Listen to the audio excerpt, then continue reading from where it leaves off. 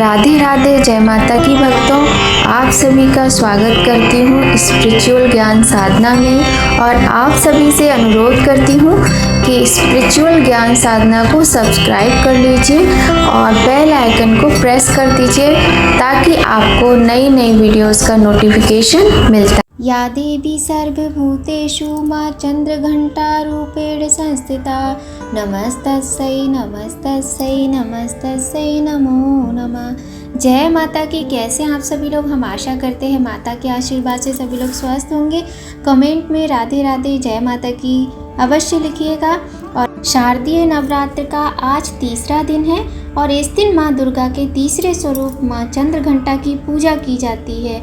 देवी भागवत पुराण के अनुसार माँ दुर्गा का यह स्वरूप परम शांतिदायक और कल्याणकारी है।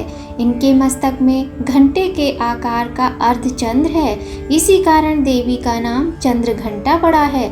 माँ दुर्गा की यह शक्ति तृतीय चक्र पर विराजकर ब्रह्मांड से दसों प्राणों व दिशाओं को संतुलित करती है और महा आकर्षण प्रदान करती है। इनकी उपासना से भक्तगण समस्त सांसारिक कष्टों से छूटकर सहज ही परम पद के अधिकारी बन जाते हैं। नवरात्र के तीसरे दिन माँ दुर्गा के तीसरे स्वरूप चंद्रघंटा देवी का पूजन, वंदन, स्तवन करने का विधान है। इन देवी के मस्तक पर घंटे के आकार का अर्धचंद्रमा विराजमान है। इनके शरीर का रंग स्वर्ण के समान चमकीला और वाहन सिंह है। इन देवी के 10 हाथ माने गए हैं और ये कमल, धनुष, बाण, खड्ग, कमंडलू, तलवार, त्रिशूल और गदा आदि जैसे अस्त्र और शस्त्र से सुसज्जित हैं। इनके कंठ में श्वेत पुष्प की माला और शीर्ष पर रत्न जड़ित मुकुट विराजमान है। माता चंद्रघंटा युद्ध की मुद्रा में विराजमान रहती है और तंत्र साधना में मणिपुर चक्र को नियंत्रित करती हैं। इस प्रकार से माता के स्वरूप का शास्त्रों में देवी भागवत पुराण में वर्णन किया गया है। तो बोलिए माँ चंद्रघंटा की जय। अब हम बात करते हैं कि आज के दिन माँ चंद्रघंटा के स्वरूप का पूजन करने से मनुष्य को किस प्रकार की ऊर्जा का, शक्ति का, किस प्रकार के माता के आशीर्वाद की प्राप्ति होती है। तो चलिए बात करते हैं माता के स्वरूप का जो वर्णन किया है, उसके बाद माता किस प्रकार से मनुष्य के जीवन को परमानंद से परिपूर्ण कर देती हैं। माना जाता है कि देवी के इस रूप की पूजा करने से मन को अलौकिक शांति प्राप्त होती है और इससे न केवल इस लोक में अपितु परलोक में भी परम कल्याण की प्राप्ति होती है। इनके बंधन से मन को परम सूक्ष्म ध्वनि सुनाई देती है जो मन को बहुत शांति प्रदान करती है।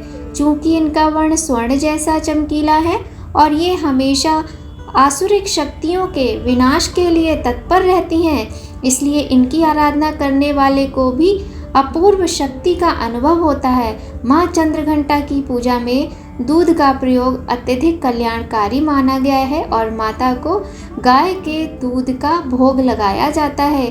देवी चंद्रघंटा को गाय के दूध का भोग आप अलग अलग रूप से भी लगा सकते हैं। जैसे आप गाय के दूध की खीर बना सकते हैं, गाय के दूध से मिठाइयाँ बना सकते हैं, उसका भोग भी लगा सकते हैं, किंतु माता को गाय के कच्चे दूध का भोग लगाना सर्वोत्तम माना जाता है और इस कच्चे दूध में थोड़ी सी मिश्री आपको अवश्य मिश्रित करनी है। और माता का ये स्वरूप मनुष्य को अभय प्रदान कराता है। माँ दुर्गा का पहला शैलपुत्री, दूसरा ब्रह्मचारिणी स्वरूप भगवान शंकर को प्राप्त करने के लिए है। जब माता भगवान शंकर को पति रूप में प्राप्त कर लेती हैं तब वह आदि शक्ति के रूप में प्रकट होती हैं और चंद्रघंटा बन जाती हैं। देवी पार्वती के जीवन में तीसरे सबसे बड़ी घटना के रूप में उनको प्रिय वाहन बाघ प्राप्त होता है, इसलिए माता बाघ पर सवार होकर भक्तों को अभय प्रदान करती हैं।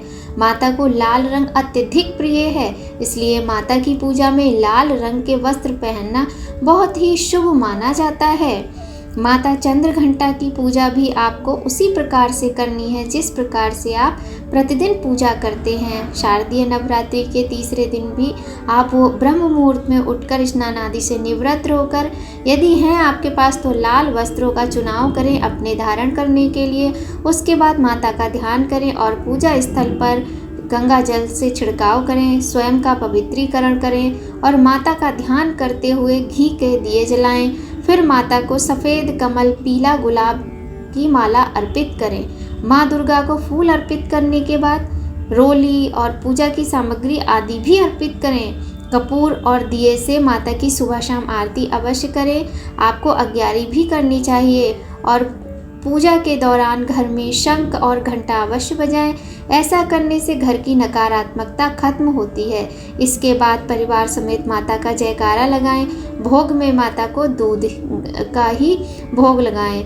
इसके साथ ही आप चंद्र घंटा माता की कथा का श्रवण भी करें।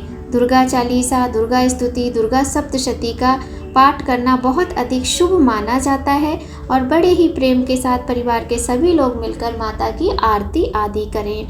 माता चंद्र घंटा सभी के जीवन में सुख शांति भर देती हैं। माता की आराधना करने से मनुष्य को ऊर्जा के साथ साथ शांति भी मिलती है। माता की पूजा में घंटी की ध्वनि बहुत अधिक आवश्यक है। माता का नाम चंद्र घंटा है, तो चंद्र के समान माता का जो स्वरूप है और माता अपने मस्तक पर चंद्र के समान जो तिलक धारण करती हैं और माता की पूजा में सफ़ेद रंगों का इसीलिए प्रयोग किया जाता है और घंटे की ध्वनि भी अत्यावश्यक होती है। वैसे भी हमारे पुराणों में कहा गया है, यदि घर में सुबह शाम प्रतिदिन घंटी की ध्वनि की जाती है तो घर से नकारात्मकता सदैव ही दूर रहती है। शिव पुराण के अनुसार चंद्र घंटा चंद्रशेखर के रूप में भगवान शिव की शक्ति का नाम है। शिव का प्रत्येक पहलू शक्ति के साथ है, इसलिए हमारे शिव भगवान भोले भंडारी अर्धनारीश्वर कहे गए हैं। तो चलिए अब हम बात करते हैं माँ चंद्र घंटा की कथा की। तो सबसे पहले सभी लोग मिलकर माता का जयकारा लगाते हैं। बोलिए प्रथम पूज्य गणेश भगवान की जय, माता चंद्र घंटा की जय, अर्धनारीश्वर भगवान की जय। शिव पुराण के अनुसार चंद्र घंटा चंद्रशेखर के रूप में भगवान शिव की शक्ति है, इसीलिए हमारे भगवान भोलेनाथ को अर्धनारीश्वर कहा जाता है। कई वर्षों तक तपस्या करने के बाद माता पार्वती ने जब भगवान शिव से विवाह किया, विवाह के बाद हर महिला की एक नई जिंदगी प्रारंभ होती है। माता पार्वती जी भी उसी प्रकार से अपने विवाह के पश्चात भगवान शिव के साथ चली गईं। तो जैसे ही माता पार्वती ने शिव जी की गुफा में प्रवेश किया, वैसे ही माता को दिखाई दिया कि गुफा में किस प्रकार से कूड़ा कचरा फैला हुआ है और सारी चीज़ें अस्त व्यस्त थीं। मकड़ी के जाले प्रमुख चिंता का विषय थे। माता पार्वती ने अपनी विवाह की पोशाक में ही झाड़ू लिया और पूरी गुफा को साफ किया, एक गृहिणी की भांति। दिन बीतते गए और माँ पार्वती अपने नए घर में नए लोगों के साथ रहने लगी। जब यह सब हो रहा था तब एक नया राक्षस तारकासुर ने ब्रह्मांड में अपनी जड़ें जमा ली। तारकासुर की बुरी नज़र शिव परिवार पर है। वह अपनी मृत्यु के वास्तविक कारण से पर्दा हटाने के लिए माता पार्वती पर बुरी नज़र रख रहा था। उसे वरदान था कि वह केवल शिव और माता पार्वती के जैविक पुत्र द्वारा ही मारा जाएगा। माता पार्वती और शिव के जीवन में उत्पात मचाने के लिए उसने जतुकासुर नामक एक राक्षस को नियुक्त किया। जतुकासुर एक दुष्ट चमगादड़ राक्षस था। वह और उसकी सेना माता पार्वती पर आक्रमण करने आए। इन सब से अनभिज्ञ माता पार्वती अपने दैनिक कार्यों में व्यस्त थी। जिस समय शिवजी घोर तप कर रहे थे, माता पार्वती कैलाश पर्वत पर रोजमर्रा के कामकाज संभाल रही थी। इस स्थिति का आधार लेते हुए जतुकासुर ने युद्ध का आह्वान किया और कैलाश पर्वत की ओर चल दिया। जटुकासुर ने अपनी चमगादड़ सेना के पंखों की सहायता से आकाश को ढक लिया। एक एक करके सभी क्रूर और दुष्ट चमगादड़ों ने शिवगणों पर आक्रमण कर दिया। इससे माता पार्वती भयभीत हो गईं। जब तक इन चमगादड़ों ने उत्पात मचाना शुरू नहीं किया और नव सजे हुए पार्वती कैलासा क्षेत्र को नष्ट करना शुरू नहीं कर दिया, इससे पार्वती माता को क्रोध तो आया, परंतु वे भयभीत भी हो रहीं। माता पार्वती ने नंदी से सहायता लेने का विचार मन में उठाया, इसलिए उन्होंने नंदी को खोजा, लेकिन नंदी कहीं दिखाई नहीं दिए। माता पार्वती का भय अत्यधिक बढ़ गया। लगातार हार का सामना करने के बाद शिवगण माता पार्वती के पास आए और अपनी रक्षा की गुहार लगाई। माता पार्वती रोती हुई वहां गईं जहां शिव अपना तप कर रहे थे, लेकिन वह असहाय थीं। शिव अपना तप नहीं छोड़ पा रहे थे। उन्होंने माता पार्वती को उनकी आंतरिक शक्ति के बारे में याद दिलाया और कहा कि वह स्वयं शक्ति स्वरूपा हैं। उन्होंने उसे याद दिलाया कि वह स्वयं प्रकृति सृष्टि का रचना ब्रह्मांड की माँ है और वह स्वयं इस स्थिति से लड़ने और नियंत्रित करने के लिए पर्याप्त हैं। इस प्रकार माँ पार्वती ने जाटुकासुर से युद्ध करने का निर्णय लिया। पार्वती माँ बाहर चली गई और उन्हें मुश्किल से दिखाई दे रहा था, क्योंकि चारों तरफ सिर्फ अंधकार था। इससे उबरने के लिए उसे चांदनी की जरूरत थी। माँ पार्वती ने चंद्रदेव से समर्थन मांगा और युद्ध के मैदान को रोशन करके पार्वती माता के साथ वह शामिल हो गए। युद्ध के दौरान पार्वती माता ने चंद्रदेव को अर्धचंद्र के रूप में अपने सिर पर धारण कर लिया। माता पार्वती को कम रोशनी में चमगादड़ों से लड़ने में सक्षम सेना की आवश्यकता थी। भेड़ियों का एक बड़ा झुंड माता पार्वती की सहायता के लिए आया। भेड़ियों ने चमगादड़ों पर हमला किया और माता पार्वती ने जाटुकासुर से युद्ध किया। एक लंबी लड़ाई के बाद माता पार्वती को पता चला कि शैतान आकाश में चमगादड़ों से सक्रिय है, तो माता पार्वती युद्ध के मैदान में एक घंटा लेकर आईं और उसे जोर से बजाया, जिससे चमगादड़ उड़ गए। भेड़ियों में से एक ने जटुकासुर पर छलांग लगा दी। जमीन पर गिरने पर वह गुर्राने लगा।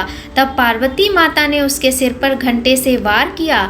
कीड़े जैसी तलवार से उसके मुख काट दिए और अंत में उसे मारने के लिए उसे उसकी छाती में डाल दिया। एक हाथ में चाकू, दूसरे हाथ में घंटा लिए माँ पार्वती का यह भयावह रूप, मस्तक पर चंद्रमा और भेड़िए पर विराजमान माता को ब्रह्मदेव ने चंद्र घंटा का नाम दिया। बोलो चंद्र घंटा माता की जय। बाद में शिव ने माता पार्वती से कहा कि यह युद्ध किसी भी युद्ध और बाधाओं, आंतरिक या बाहरी के डर पर काबू पाने का साहस प्रदान करेगा। इसके अलावा कोई भी महिला अपने पुरुष के बिना कमजोर, असहाय नहीं है। इस कहानी से भगवान भोलेनाथ ने सभी को ये संदेश दिया। जय माँ चंद्र घंटा सुख धाम, पूर्ण की जो मेरे सभी काम। चंद्र समान तुम शीतल दाती, चंद्र तेज किरणों में समाती। क्रोध को शांत करने वाली, मीठे बोल सिखाने वाली। मन की पालक मन भाती हो, चंद्र घंटा तुम बरदाती हो। सुंदर भाव को लाने वाली, हर संकट में बचाने वाली। सुंदर भाव को लाने वाली, हर संकट से बचाने वाली। मूर्ति चंद्र आकार बनाए, सन्मुख घी की ज्योत जलाए। हर बुधवार जो तुझको ध्यावे, श्रद्धा सहित जो विनय सुनावे। शीश झुका कहे मन की बात, पूर्ण आस करो जगदाता। कांचीपुर स्थान तुम्हारा, कर्नाटका में मान तुम्हारा। नाम तेरा रटो महारानी, भक्त की रक्षा करो भवानी। नाम तेरा मैं रटो भवानी, भक्तों की रक्षा करो भवानी। बोलिए चंद्र घंटा माता की जय। हम आशा करते हैं कि आप सभी को हमारी ये वीडियो पसंद आएगी और सभी के लिए अत्यधिक लाभदायक होगी। यदि आपको हमारी ये वीडियो पसंद आई या किसी भी प्रकार से लाभदायक हो तो वीडियो को लाइक अवश्य कीजिएगा और हमारे चैनल को ज़्यादा से ज़्यादा शेयर कीजिएगा। मिलते हैं आपसे ऐसी ही एक बहुत ही सुंदर जानकारी के साथ दूसरी वीडियो में। जय माता की, बोलो सच्चे दरबार की जय।